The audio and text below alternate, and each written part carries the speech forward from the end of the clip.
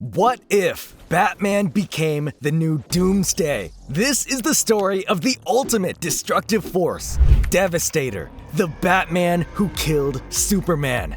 Devastator Batman versus Lobo. Right now, the regular Superman and Wonder Woman have been captured by Barbados. Clark's going through mental torment at the god's hands, and he can hear just a trace of a voice in his mind, Devastator's voice. I should have seen it from the beginning, Clark. I should have seen what you were doing to me, what you were doing to all of us. Devastator's been sent to retrieve some technology from Superman's Fortress of Solitude, one of the dimensional harmonic devices, the Monitor, used to defend reality during the crisis on Infinite Earths. It's going to be useful for the rest of the Dark Knights in their planned invasion of the DC Universe. The heroes of Earth have tried to fight Devastator back and defend Superman's home, but they're down for the count. Firestorm, Flash, and the Green Lantern, Jessica Cruz, all lie sprawled in the snow where they fell, either injured or dead. The last man standing is the intergalactic bounty hunter, Lobo. Even he's struggling to take on Devastator, or as Lobo calls him, the ugliest fraggin' Batman I've ever seen. But Devastator is done playing around. He stabs Lobo right in the gut with a curved, rusty knife attached to a length of chain. The burly monster looks down at Lobo, frowning.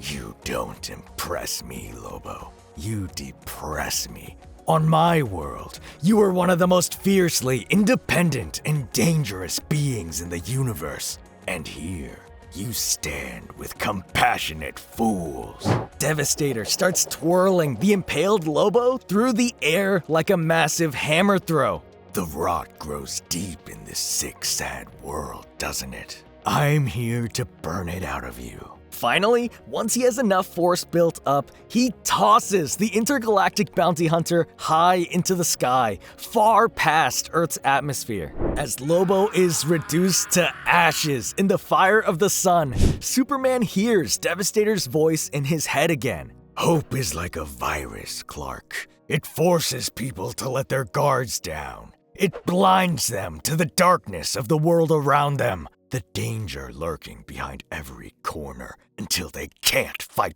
back anymore. Devastator has a story to share with Superman. It starts at the Daily Planet, one day before his Arctic raid. The reporters are bustling about, busy trying to cover the Dark Knight's activities. Jimmy Olsen, however, is reluctant to leave the office. He's scared. Whole cities have gone dark. No one knows what's going on, and Superman hasn't been seen for days. But Lois Lane isn't so easily shaken. She gets that things are bad right now, but has faith in the Justice League, in Superman. She's sure they'll pull through in the end. Like she tells Jimmy, even if Superman's missing, that just means the rest of Metropolis has to live up to his example. They need to stand strong and show the bad guys they won't lose hope or panic. That's what Superman would want them to do, right?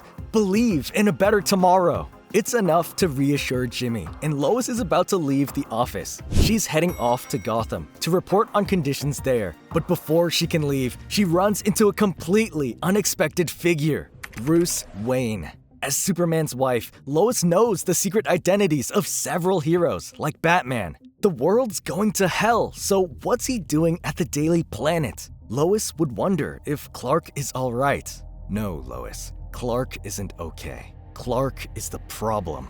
Bruce grabs Lois's hand, holding it tight. His own is gray, warped and gnarled. Lois strains to get away. As she reels back, Bruce shifts into his true form. His body swells to gargantuan size, a good 15 feet tall with muscles to match. Spikes grow out of his shoulders. His teeth have become fangs, while a beard of barbs lingers beneath the maw. His eyes are red, glowing with hatred. Lois, shocked, asks what Bruce did to himself. His answer is bleakly simple. I made it so he could never hurt me again. Lois looks down at her hand. She knows what happened to this Batman. She's seen it before. He's been infected by the Doomsday virus, an alien pathogen that turns people into super-powered monsters with enough strength to kill Superman. And if he touched her? I need you to listen to me, Lois. I wanted to do what I never could on my world. I wanted to save you from him. Devastator Batman kills Superman. Those words take Devastator back many years to a time before the virus, a time when he was just another Batman, armed with a kryptonite spear and facing a tragic situation. Superman has gone rogue. We never learned how it happened. We spent weeks trying to find the answer because we knew in our hearts that it couldn't be him. He was sure this had to be some kind of mind control. He tried to snap Clark out of it. He was convinced that this couldn't be the real Superman. Even when he lost his arm to a heat vision blast, he still believed they could get him back. But when Clark killed his wife, their world's Lois Lane, that was it. That was the point that finally broke this Bruce. How or why Superman turned against them didn't matter anymore. Clark had become a threat to everything. He had to be stopped. It hurt, Clark. I hope you understand how deeply it hurt making the decision to set it all in motion. Superman stood over the fallen Batman, convinced the fight was over. Superman took the time to smugly taunt his foe. With his super hearing, he knew that the rest of the Justice League all secretly believes that Batman would beat Superman if they really fought. A concept Superman couldn't understand. With only a look, I could split you in half. With the slightest touch, I could break every bone in your body. Do you understand how weak you all are to me? Looking into the face of the man who would kill his world, Batman coughs up blood. He knows exactly what he's up against, and he's not going to hold back. He tries one last time to reach for the kryptonite spear, but Clark's heat vision is enough to knock it away. There's only one option left. He presses a button on his utility belt, looking up into Superman's eyes one final time. I really loved you, Clark. I believed in the world you promised us. You made me hope for a better future. But now I know that it was all a lie. And I won't let you hurt me anymore! Bruce's bones crack and muscles shift as his body expands into something greater. He's infected himself with the Doomsday virus. He engineered this strain of it himself as a contingency plan, something that would give him the strength to defeat the rampaging Superman. One mighty punch is enough to send Superman flying through the air. Devastator doesn't give his foe a chance to recover. He rams Superman's head right into the ground as hard as he can. Letting his foe up for just a second's breath, Devastator puffs a cloud of kryptonite gas right into Superman's gasping face. Now who's weak? Superman screams as the green vapor fills his lungs. It's achingly painful. It's not enough to kill him alone, but it's left him weak and in pain. Kryptonite doesn't just hurt Superman, it also removes his powers. That includes his invulnerability. Now, one rocky blow through his chest is enough to finally end the fight. I thought I would feel sorrow when he was gone, but instead, I only felt the anger growing in me that I had held back so long. I could have saved everyone from the weakness he had inflicted on us. My Doomsday virus would have spread, body to body, inoculating the world against Superman, but I had used it too late. The buildings are still standing, but Superman had been rampaging for a while. There's few, if any, survivors left. But Devastator found one last person waiting in the shadows. The Batman who laughs. The Batman who'd been overcome by the same chemicals that made the Joker go mad. The Batman feels some kinship with the Devastator. After all, the Batman who laughs murdered his Bat family, his Justice League, and his version of Superman. Seeing another Superman die to a Batman is nostalgic to him. There's something so satisfying in hearing that particular death rattle, isn't there? Devastator is confused. He just sees Joker, a man he thought Superman already killed. He grabs Laugh's neck, ready to repeat that performance, but Laughs is happy to correct the Doomsday Bat. The two of them are alike, both Bruce Wayne gone terribly wrong. They're like brothers, and his new best friend has shown up just in time to help him out. Devastator's world is about to crumble away. It's part of the dark multiverse, an unstable set of realities born from the nightmares of the true multiverse. But the Batman Who Laughs has an offer for Devastator. What if I told you there was a world where everybody still loves and trusts Superman? Where they still think he's going to save the day no matter what happens? Devastator's response is quick and clear. Bring me there. Devastator Batman destroys the world. Metropolis is in chaos. Spurs of rock are rising out of the sidewalk. Cars are upturned and people are running for their lives. Others are coughing, their skin starting to change. Lois, bewildered, asks what's happening. Devastator explains. They're getting stronger. Their hearts are closing off to the world, and their bodies are sharpening into dangerous weapons. In a few minutes, each of them will be capable of killing Superman. The entire city. I couldn't save them in my world, but I can save them here. Lois vows to stop him, but it's too late. Even behind her, the staff of the planet are starting to turn. Lois has already been infected. She's the patient zero of this outbreak. The only reason she hasn't been turned into a doomsday herself is because the solar radiation Superman gives off slows the virus down. Lois will change too.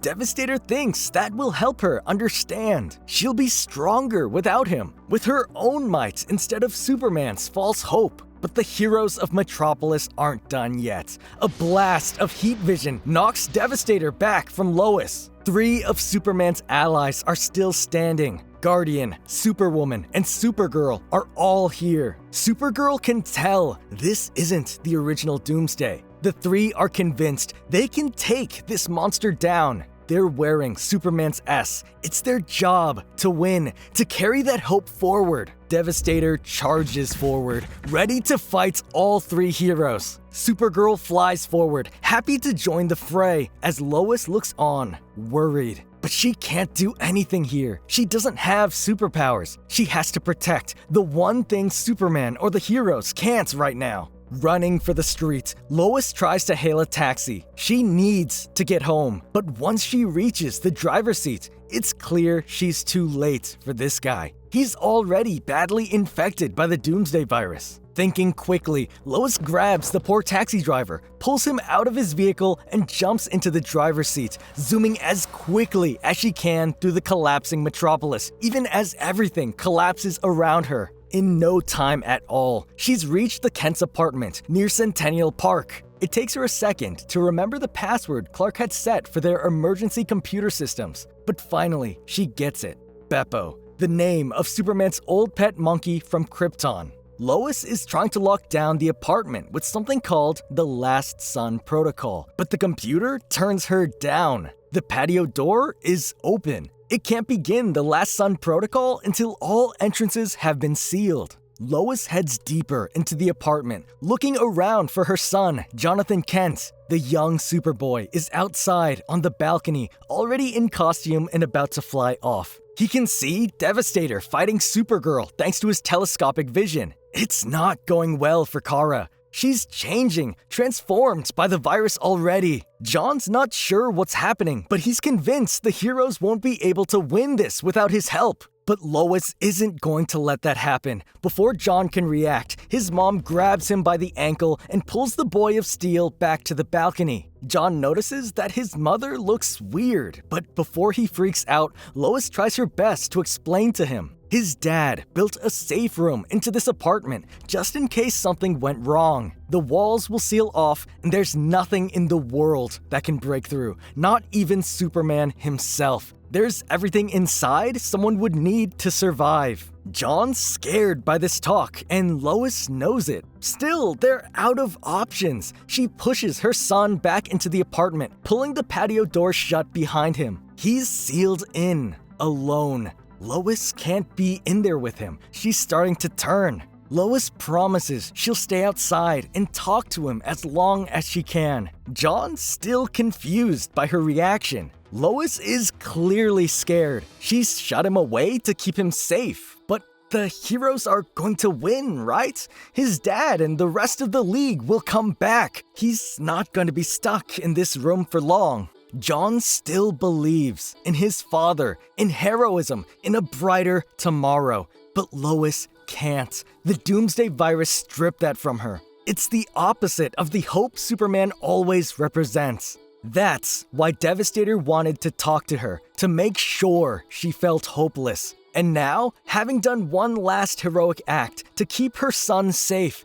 the darkness finally takes hold. Jonathan Kent is forced to watch in horror as his mother starts to transform into a monster before his eyes. There are worse fates for Lois Lane than this, more monstrous forms hidden in the dark multiverse, but not many. This is torture. But to Devastator, this mass transformation is good. This was the right thing to do. I want you to know that I saved them, Clark. Lois, Jimmy, all of them. Your whole damn city. I finally gave them the strength they needed to see through that easy smile and that damned colorful shield. I hardened their hearts so that they'll never believe in the cruel fairy tale world you told them was the truth. And now, at the end, when they look up into the sky and they see their world fall into darkness, they will finally understand what you really are. Back in the present, Devastator's finally done with his Arctic mission. He picks up the technology he wanted from the Fortress of Solitude and starts to fly away with it, towards the spot the Dark Knight needs it to be. These people, their belief is powerful. More powerful than I ever understood before Barbados laid it all bare. They believe in you so damn much that your failure at my master's hands is a power in and of itself. A cosmic power strong enough to reshape the very foundations of reality.